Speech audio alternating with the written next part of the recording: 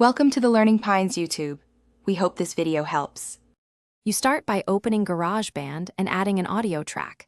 Choose the microphone or interface you plugged in.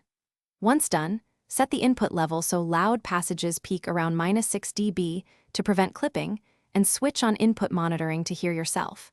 Make sure the track is armed for recording, and enable count-in or metronome if timing matters.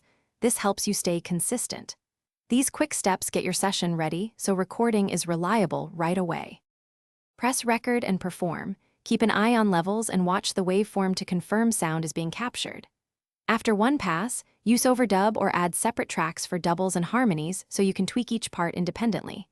Once you have multiple takes, open the takes folder and comp, the process of combining the best phrases into one polished track so you preserve strong moments.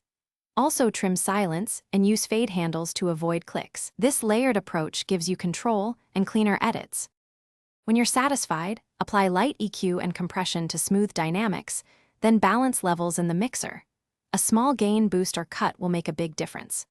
Once mixed, bounce the track or export as WAV or MP3 and name the file clearly for future use. If something goes wrong, like noise or latency, first check cables and interface connections, try a different sample rate, enable low latency mode, or reduce plugins during recording. Fixing those. Thanks for watching. Consider subscribing if we helped you.